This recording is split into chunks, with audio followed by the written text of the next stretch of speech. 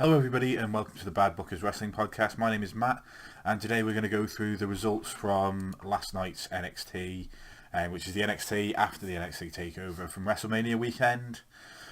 So quickly before we do, I'm just going to give my personal opinions on what was, in my opinion, a bit of a disappointing NXT Takeover. I'm sure a lot of people will be surprised by that. I think the first three matches really delivered. I was really disappointed by the women's match. I just don't think it had any of the things that they could have called back to Belair being able to break out of the Karakuna or Coquina clutch, whatever whatever Shayna Baszler calls it. It's lie down, sleeper hold, whatever she's calling it. Belair broke out of that twice at the last takeover, and we didn't see any callback to that at all. We didn't see any great wrestling from anybody really in that women's match. It really disappointed me. The opening tag match was match of the night for me. The Matt Riddle versus Dream match was really good for what it was. The Pete Dunne versus Walter match was good again for what it was. I was disappointed by the women's match, and I think the first two falls for the 2 out of 3 falls match were just a little bit meh. It took away from what otherwise could have been a great wrestling match. By the end of it, I was hyped as anything. But I'd been hyped for that match for weeks, and for the 2 weeks that we knew it was happening, or 3 weeks, whatever it was, and then it ended up just not kind of delivering. So I wasn't sure what to expect from the dark matches. I'd guessed that Candice LeRae would be in one of them after that thing from last week's NXT, and I was right. She's fighting Aliyah, but yeah. So let's get into it, I suppose. So yeah, the opening match of the night was Candice LeRae versus Aliyah. Vanessa Bourne, I think it was, followed Aliyah down to the ring. Yeah, it was a better match than the women's match on Takeover. I really enjoyed it. Candice LeRae beats Aliyah. I can't even remember how it was. I forget what her finisher is. It was last night. Was it a moonsault? Was it a standing I want to say it was like a lion salt almost, like, you know, the second rope one. But I really can't remember. I vaguely remember her doing like a, you know, the thing that Aleister Black does. But he sits down from it. I think it was like a moonsault like that, but I honestly can't remember. But yeah, I know Candice LeRae beat Aliyah. It was a good match. Like I say, I think it was better than the women's match that was on Takeover. It also kind of showcases to me that really she was wasted in that women's battle royale. And if WWE are struggling to come up with who Becky can feud with, why pick Lacey Evans, who showcased in NXT that she was a bit of a poor wrestler? Why not take somebody who's got great wrestling acumen? I think Candice LeRae, to me, could walk onto the main roster tomorrow.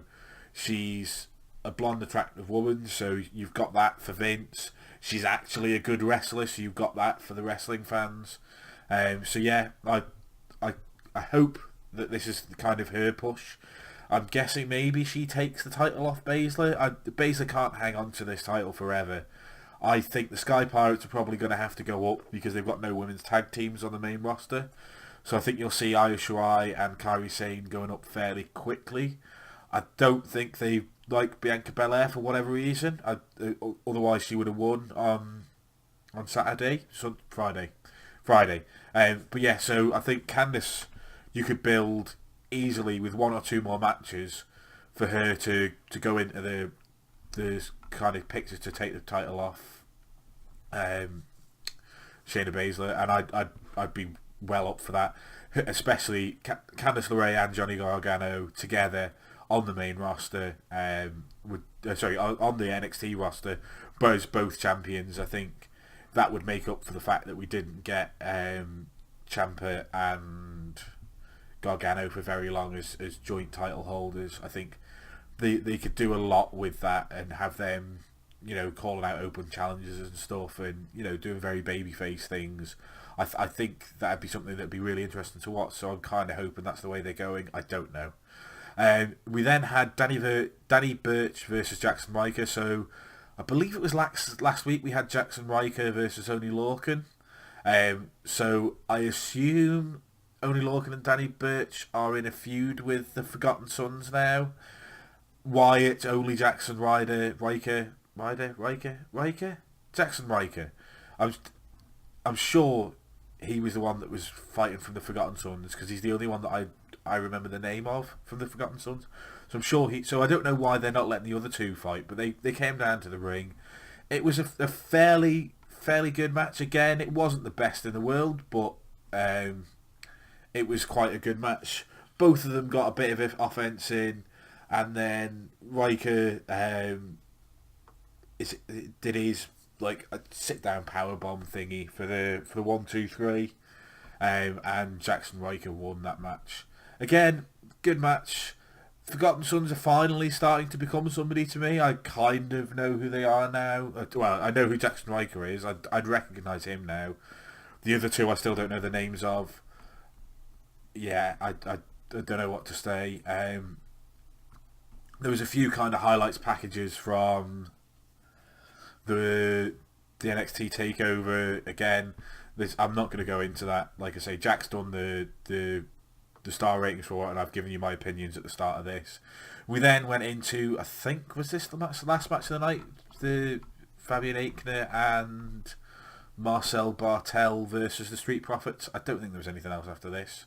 I don't even think there was a promo package or anything. But yeah, so we had Street Profits versus Barthel and Aichner, who were called the European Union on NXT UK.